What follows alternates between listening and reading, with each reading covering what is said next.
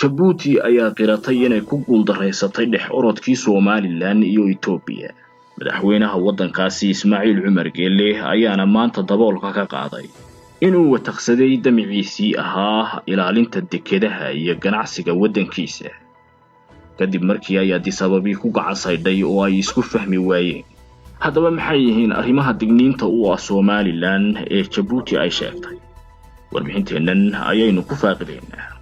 isku dayo maal iyo maskaxba leh ayay Djibouti ku bixisay sidii la isu hortaagi lahaa isafgaradka Somaliland iyo Ethiopia, kaasi oo haatan jira muddo sanad iyo barsi kulaalaysa. dawladda yar ee Djibouti ayaa marba si u arkaysay inay ku badbaadin karayso dekedaheeda si kulaalaya badda cas, kuwaasi oo ku xidhan ganacsiga iyo badeecadaha in ka badan 100 milyan oo Ethiopian. tanina waxa ay ahayd dheefta ay kelida u ahayd ee Somaliland dhinaca qabsatay. dekeda berbero oo garaacday dekedaha adduunka oo dhan iyo kuwa geeska Afrika ayaana ay Djibouti si weyn uga soo horjeeday 10kii sanadood ee ugu dambeeyay inay horumar gaadho, iyadoo uu Geelle garowsan yahay in aan cidina isaga eegaynin ama si dekedihiisu ay suuq waayayaan haddii ay berberi hesho dhisme wanaagsan iyo wadooyin loo maro, taasi oo ay noqonayso dekeda Afrika.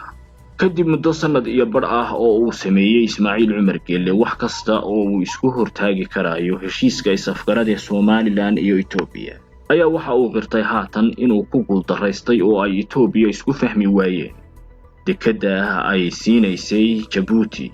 waxaana uu sheegay ismaandhaafka ugu weyn inuu ka yimi fadhiisin ciidan oo ay doonaysay dawladda Ethiopia. sidoo kale Djibouti ayaa mar ku dhawaaqday inay deked siinayso shuruud la'aan ah waddanka Ethiopia, taasi oo hanjabaado xoogan ay kala kulantay Eritrea kuna khasabtay inay dib uga laabato go'aankaasi, iyadoo aan Ethiopiana u hanqal taagaynin haynta Ismaaciil Cumar Geelle iyo dekedaha waddankaasi ku yaala.